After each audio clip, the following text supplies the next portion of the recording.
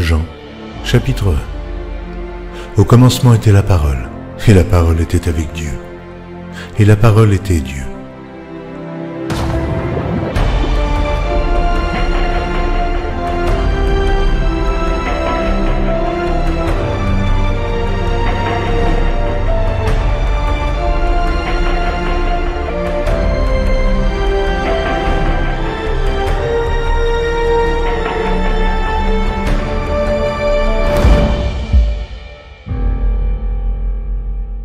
Shalom, vous êtes nombreux à suivre votre émission préférée en eau profonde. Vous avez raison, on apprend beaucoup de choses à cette émission. Et nous avons commencé notre thème, le salut des peuples et des tribus, avec notre invité spécial, le docteur Dion Yair Robert. Shalom papa. Shalom. Dans notre émission précédente, vous avez dit beaucoup de choses qui rament à compte courant de tout ce qu'on a appris jusque-là. Qui sont les fruits des recherches des docteurs, des professeurs. Mais d'où tenez-vous toutes ces informations? Mais vous savez, l'histoire d'un peuple, il faut aller à sa racine, la racine du peuple. Voilà, moi, j'ai pris la Bible. Les autres ont pris peut-être l'archéologie et autres. Mais l'archéologie même, si elle ne se fonde pas sur la réalité biblique, elle ne peut pas être sûre. Exactement. Voilà. Pour moi, la Bible est l'élément sûr, c'est la parole de Dieu, c'est Dieu qui révèle l'origine de l'homme qu'il a créé. Donc j'ai pris 25 ans pour faire l'étude sur ma tribu, la tribu dont je suis originaire, la tribu des Dans, la tribu de Dan en Côte d'Ivoire. Mais quel est l'élément déclencheur? Qu'est-ce qui vous a poussé à vouloir faire... En Côte d'Ivoire, il y a plusieurs tribus, il y a 5 tribus. Les gens ont dit 4, mais ce n'est pas vrai, c'est 5 tribus. Voilà, ils ont mixé les Danites aux Mandés, aux Mandingues, mais ce n'est pas vrai. Les Danites ne sont pas les Mandingues, ils sont les alliés des Mandingues. Venus parmi les Mandingues, ils sont venus là et ils ont fait alliance. Partout où nos ancêtres passaient, c'est comme toutes les autres tribus, hein, partout où ils passaient, ils faisaient alliance. C'est pourquoi la Côte d'Ivoire, comme je l'ai dit dans la première émission, la Côte d'Ivoire est une terre de convergence. Et tous ont convergé ici, les enfants de Cam, hein, qui sont issus de Cam, certains ont convergé ici, et parce qu'ils sont propriétaires du continent africain. Et on en parlait, par exemple, Cam a donné naissance à Canaan. Canaan, après Canaan, il y a eu Misraïm qui est l'Égypte. Après Misraïm, il y a Put qui est la Libye et il y a Couche qui est l'Éthiopie. Donc, les Danites dont je suis originaire, eux, ils sont plutôt d'origine hébraïque. Voilà. La maman est éthiopienne, mais le père est Jacob.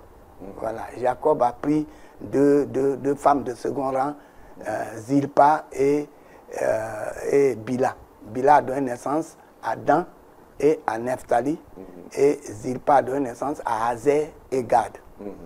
Donc, au schisme de 721 avant Jésus-Christ, 721, où Israël a connu le premier schisme, 10 tribus se sont séparées, et de ces 10 tribus, il y a les Dans. Il y a Dan, il y a Azer, il y a Gad.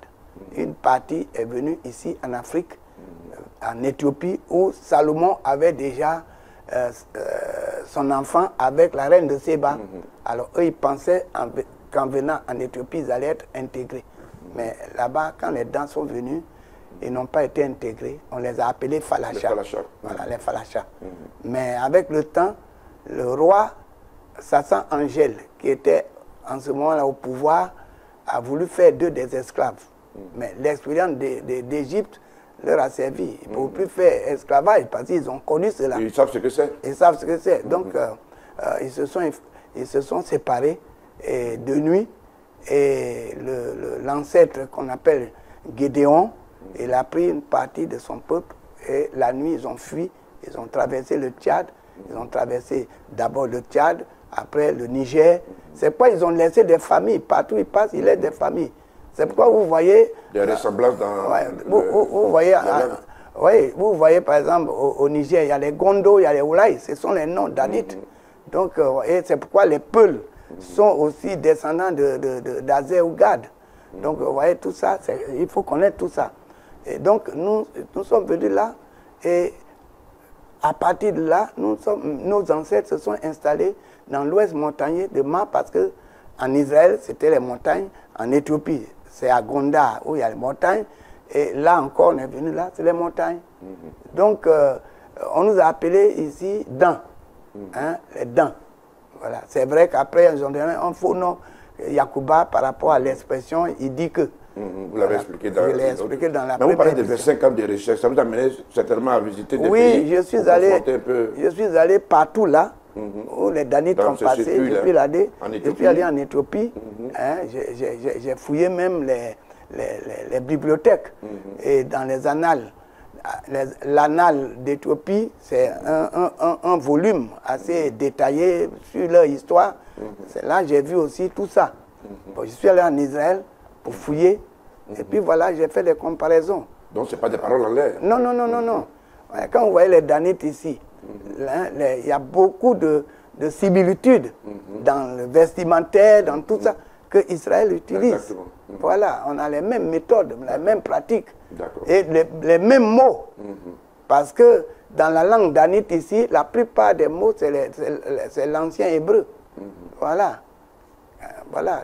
Quand tu dis Golgotha, c'est Golokota. Vous voyez, c'est ça.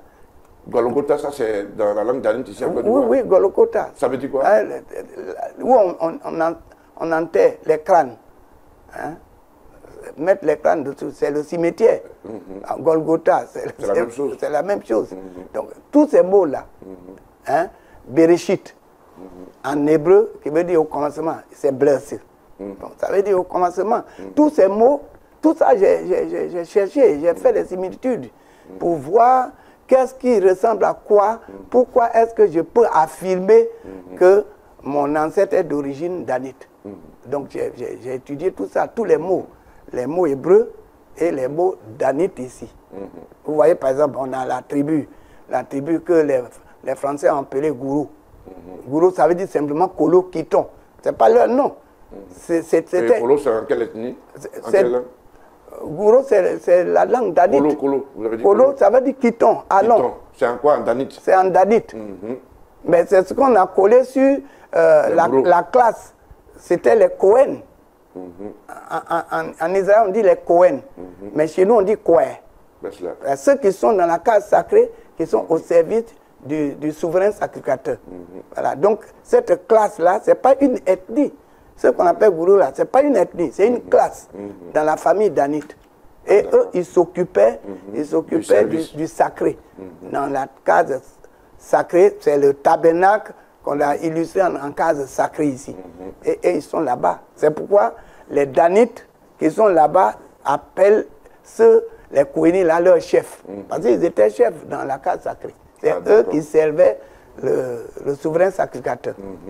Donc quand ils se sont retirés pour des questions internes à la famille, à cause du péché, qu'il faut sanctifier, qu'il faut sanctionner, alors l'ancêtre qui était le chef des Cohen a dit non, vous n'allez pas faire ça à mon fils, ça va être une honte, une humiliation pour mon ministère dans la case sacrée.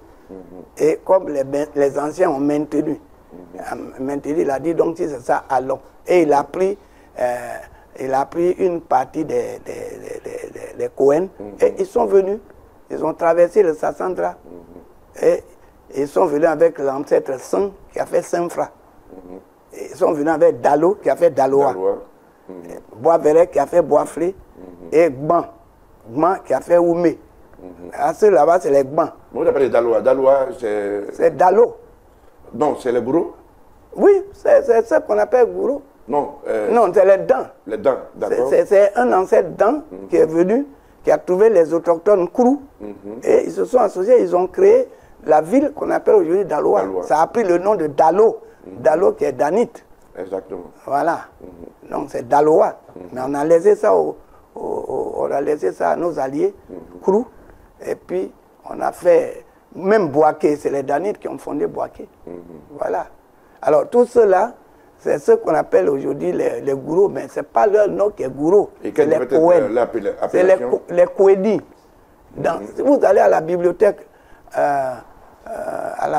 nationale, vous allez voir, c'est les Kweni. C'est difficile de dire Gouro. Mais Gouro, ça veut dire Kolo. Allons, quittons. C'est ça qui a donné Gagou, Kango, quittons. Mais c'est les Gbans. Voilà, ce n'est pas les Gagou, c'est les Gbans. Voilà, les Gbans. D'accord. Donc, c'est l'histoire de Côte d'Ivoire. On parlait du peuplement de la Côte d'Ivoire. Oui. Et dans notre émission précédente, et vous avez parlé des Mangouais. Les Mangouais en Côte d'Ivoire, c'est qui? Les Mangouais, c'est les Krous.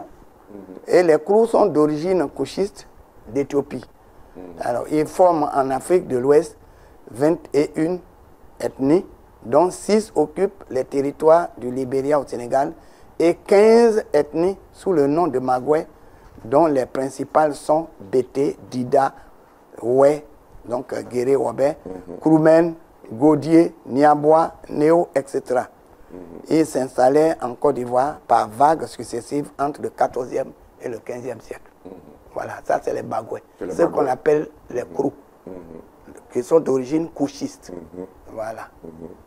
Installés en Côte d'Ivoire, au sud-ouest. Au sud-ouest de la Côte d'Ivoire. De la Côte d'Ivoire. Ouais. D'accord. Après, au centre-ouest. Oui, au centre-ouest aussi. D'accord. Voilà. Donc, nous avons aussi les Akans. Les Akans qui peuplent la Côte d'Ivoire, les Akans sont de la grande famille Kwa. Excusez-moi, les Magouais, c'est les premiers à être venus. Oui, donc c'est par ordre chronologique, c'est ça? Bon, ils ne se sont pas entendus.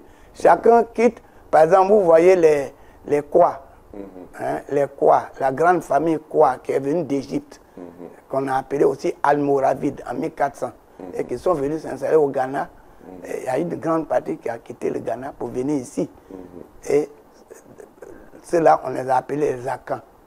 Ces Akans-là qui sont d'origine misraémite, c'est d'origine égyptienne. Et que dites-vous à ceux qui disent que les Akans viennent du Ghana? Mais ils viennent du Ghana, justement. Mais ils viennent d'Éthiopie. Le Ghana a été une escale. Oui, c'est l'escale. Le Ghana est occupé par les Égyptiens, les Kwa. C'est cela. Kwa, K-W-A. Mais les Kwa composent plusieurs ethnies, dont Akans. Voilà, les Akans, là, sont venus ici avec 15 familles, en Côte d'Ivoire. D'accord. Avec 15 familles, dont les Agnis, les Baoulés, les Agnis, les Akiés, les Abé, les Aboureux, les Adikrou, les Éotilés, les Hébriers, etc. Donc, ils sont venus ici. Il y a 15 familles à Caen qui sont ici. D'accord. Mais les Kwa aussi, ceux qui sont venus d'Égypte, qui sont aussi en Côte d'Ivoire, il y a les Gous. Eux, ils vont jusqu'au Burkina et autres, les Gous. Mais les Gous en Côte d'Ivoire, ils sont d'origine misraémite, c'est-à-dire égyptienne. Égypte toujours. Voilà. Ils sont formés principalement de 4 ethnies Sienambélé. C'est les Sienambélé. C'est ce que forcément on a appelé Sénofo. C'est les Sienambélé, qui veut dire les courageux, les travailleurs. Et puis les Tagwana, les Koulango, les Lobi, les Djimini, les Birifor, etc. Donc ils sont là. Et bon, ils sont venus là en vagues successives entre le 15e et le 16e siècle. Voilà. Donc ils sont venus en vagues successives. C'est-à-dire les premiers parents viennent, après les autres les suivent. C'est au fur et à mesure. Maintenant, après les Magouais, qui sont les Krous, qui sont les couchistes, après les Akans, qui sont misraémites, nous avons les Gous, qui sont aussi misraémites, nous avons les Mandés, les Mandés, les Mandingues et autres, les Soudanais, qui sont les misraémites. Et puis nous avons les Dans qui sont d'origine hébraïque. Voilà. Et c'est tous ces peuples-là qui forment... Il y a 5 tribus en Côte d'Ivoire qui ont donné naissance à plus de 60 ethnies. On va revenir pour nos téléspectateurs sur le nom des 5 tribus, rapidement. On a les Mandés. Oui. Les Mandés, c'est les Soudanais. D'accord. Voilà. Les Soudanais sont les Misraémites, hein. Ce sont les Égyptiens. Voilà, vas-y. Les Akans, ce sont les Égyptiens aussi. Vous avez les Gous, qui sont les Égyptiens. Voilà. Et vous avez les Krous, qui sont les Couchistes, qui sont les Éthiopiens. Et vous avez les Danites, qui sont les d'origine hébraïque. Alors, que comptez-vous faire pour que ce que vous êtes en train de dire, qui est contraire à ce qui est appris jusque-là, soit reconnu? Mais c'est ce que nous sommes en train de faire. Il faut utiliser les moyens de communication. Les enfants à l'école sont ignorants. Exactement. Même il y a des cadres même qui ne savent pas d'où ils viennent. Vous allez demander à un cadre crew d'où tu viens, il ne connaît même pas. Ces enfants ne savent pas. Mais le fait de ne pas savoir tout ça, ça peut avoir une influence sur... Trop même, trop. Bah, Et quelles sont les conséquences? Les conséquences, c'est notre manque de développement, notre manque d'unité, notre manque de solidarité. Parce qu'on ne sait pas d'où on vient. Avec qui c'est pourquoi le président Houphouët-Boigny, les Hébreux qui l'ont aidé, parce que lui-même il est hébreu, qui l'ont aidé, ils ont dit il faut cultiver ce pays, c'est un pays de convergence. Pour gouverner la Côte d'Ivoire, il faut te baser aussi sur les alliances. Et ça, Houphouët a cultivé les alliances. Les alliés de mes alliés sont mes alliés. Exactement. Voilà. Et comme vous le dites souvent, vous ne pas faire d'histoire, celui qui ne connaît pas son histoire fait les histoires. Voilà. Tous ceux qui font les polémiques, qui disent non, on ne comprend pas, qu'est-ce qui prouve que les Akans viennent d'Égypte, c'est parce qu'ils sont ignorants. Ils ne fondent pas leur recherche sur la Bible. Tout est dans la Bible. Tout est là. Et puis maintenant, on aide. L'archéologie vient nous aider. L'histoire contemporaine ou bien ancienne, l'histoire ancienne vient nous aider. Voilà. Alors, vous avez parlé des erreurs du colon. Est-ce que c'est des erreurs délibérées ou bien c'est le sabotage? En fait? Non, ce n'est pas le sabotage. C'est aussi l'ignorance. Et puis, ce qu'on a, je vous ai dit que les colons sont allés à Ma. Ils ont trouvé les parents dans les montagnes là. Ils disent, ici là c'est où? Et puis le vieux il dit, Ma, c'est à moi que tu parles? Ma. Et il met Ma. Bon, c'est ce qui est tombé dans ses oreilles. Dans ses oreilles qu'il a noté. Vous allez à Nantes, vous allez voir tout ça. C'est là-bas l'histoire d'Afrique. Bon, donc Ma, il a mis Ma. Bon, donc quand il a rassemblé les anciens et ils sont en train de causer ils sont en train de discuter. Et puis, le colon, quand il parle, l'interprète, il dit que Yapeba. Et les parents répondent, ils acquiescent. Et puis, finalement, eux, ils notent comme si c'était leur nom. Ça a pris. Voilà. Oh, c'est les Dadites. Nous sommes les Dadites. Voilà. Nous sommes ceux qui parlent la langue de Dan. C'est pas à la Bibliothèque nationale, quand vous allez là, vous allez trouver les documents, on dit Dan Opemen. Dan Opemen, ça veut dire ceux qui parlent la langue de Dan. Mais Dan, c'est qui? C'est à partir de là que moi, j'ai commencé à faire des recherches. Qui est Dan? Pourquoi on nous appelle Dan? Voilà, on dit les Danites. C'est le peuple de Dan. Généralement, on dit peuple Dan, mais ce n'est pas peuple Dan, c'est le peuple de Dan. Et c'est les Danites. Dans la Bible, on dit les Danites. Samson était Danite, etc., etc. Voilà, on dit les Danites. Alors, les groupes ethniques, vous l'avez expliqué, à l'origine, ont été suscités par Dieu pour briser l'unité du peuple qui allait contre le commandement de Dieu. C'est ça. Au lieu de se répandre... La solidarité dans le mal. La solidarité dans le mal, exactement. Voilà. Bon, maintenant, est-ce que il ne faut pas craindre que le développement dans l'Église de ces différents groupes ait le même effet de division? Justement, quand on ne connaît pas son histoire, on fait des histoires. Et quand on ne connaît pas l'histoire de mon frère, je peux le prendre en adversion. Mais moi, je sais que mon ancêtre, mon aïeul, femme, qui a engendré mon aïeul, mes aïeuls, c'est Bila. Et Bila est une Éthiopienne. Donc, en tant que telle, si je connais cette histoire, est-ce que je peux faire des histoires aux Éthiopiens qui sont mes oncles maternels? Non. Je ne peux pas voir un crew et puis lui faire des histoires. Parce que mon ancêtre vient de là. Voilà. Parmi les 12 fils d'Israël, 6 sont leurs mères africaines. 6 sont leurs mères africaines. Donc, vous voyez, si on ne connaît pas tout ça, si je ne sais pas quelle relation il y a entre moi et les Oué, mais on va faire toujours des histoires. Voilà. Donc pour vous, c'est un avantage? C'est un avantage de savoir que je suis Danite, de savoir qu'un de mes parents Danite a marié une Oué, une Ouénion, ce qui a donné Wobé. Quand je vois un Robert, mais c'est mon neveu, je l'accepte, je le reçois. Seulement, je fais attention, parce que s'il prend quelque chose chez moi, je ne peux plus rien dire. C'est cela. C'est cela. C'est le jeu des alliances. Voilà. Alors, dans la structuration actuelle, comment les groupes ethniques à l'Église peuvent contribuer à la compréhension du message biblique? Quand on sait qu'à Abidjan, par exemple, il n'y a pas d'interprète pendant les cultes. Parce qu'il y a beaucoup de nos parents qui sont pas parce instruits. que nous, au village, on fait l'interprétation. Mais Abidjan, ici, l'analphabète qui vient du village, il s'adapte au nouchi que nous parlons, le français de rue. Donc, c'est ce qui fait qu'on ne peut pas interpréter ici.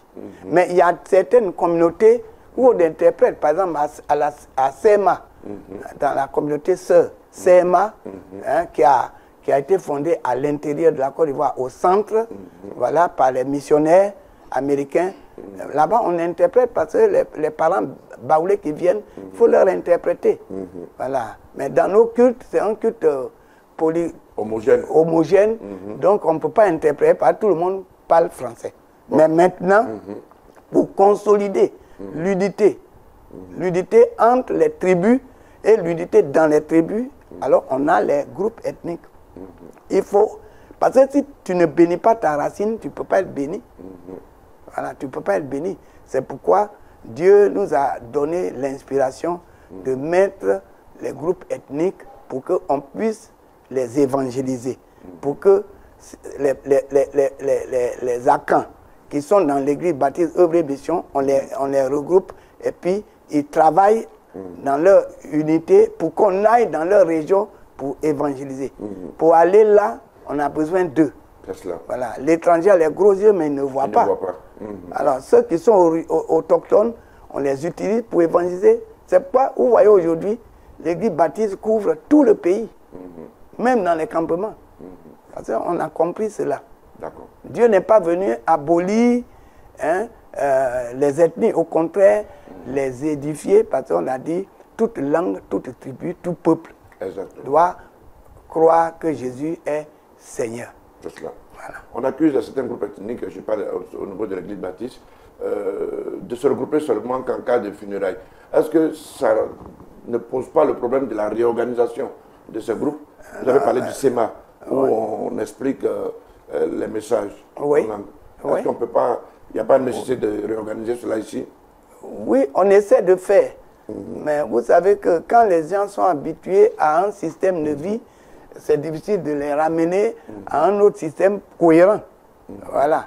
Parce que si on dit par exemple l'église baptiste, c'est vrai, on est ensemble, on est très nombreux, c'est des milliers, mais que les baoulés se regroupent, que les dents se regroupent pour étudier la Bible dans leur langue, pour aussi s'occuper de leurs propres problèmes.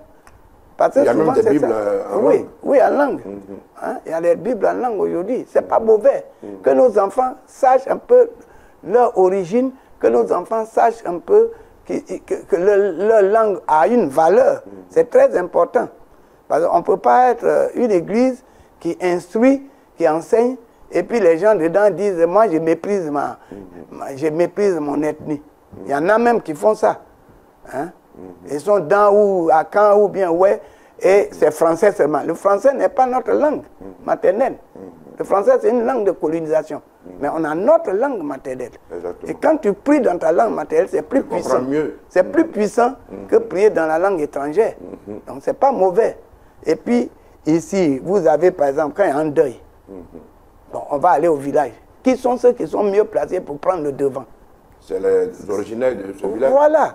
Si on veut aller évangéliser, qui sont ceux qui sont mieux placés, qui connaissent leurs parents? C'est les originels.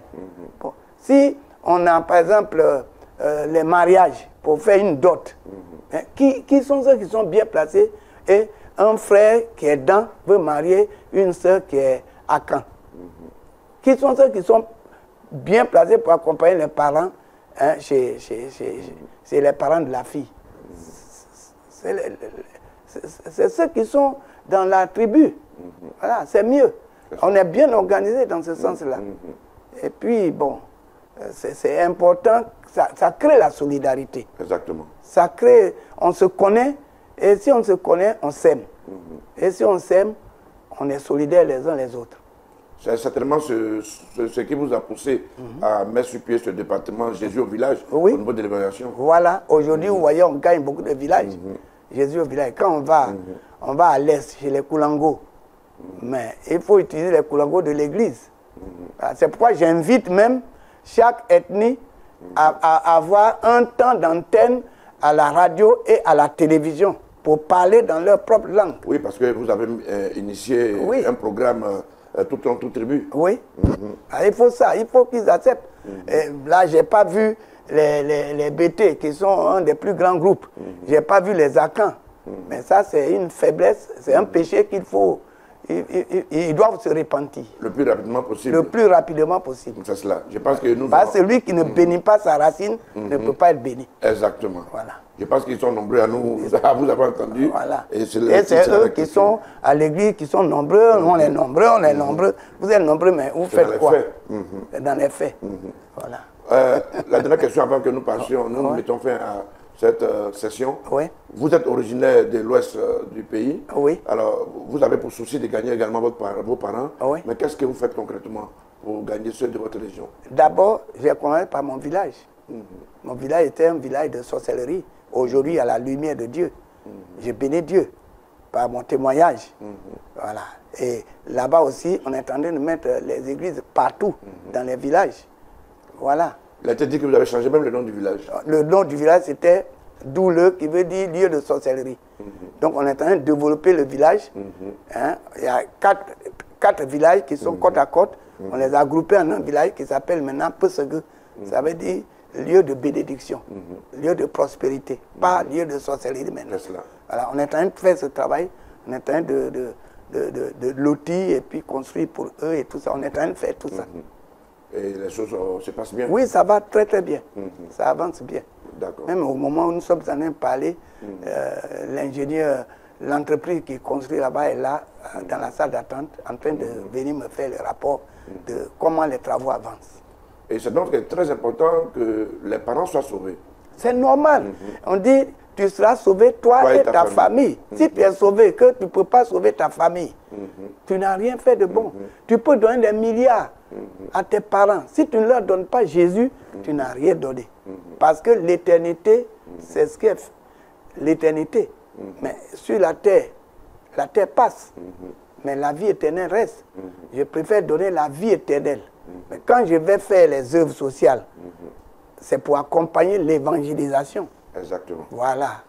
Ok, papa, nous allons nous arrêter là. Oui. Nous nous retrouverons certainement à une autre session. Merci. Pour continuer cette discussion très intéressante. Merci. Chers téléspectateurs, ainsi prend fin notre émission du jour. Nous nous retrouvons pour la prochaine fois. Shalom chez vous. Demain, la suite de cet entretien avec le révérend Dr Dion Yayo Robert à la même heure.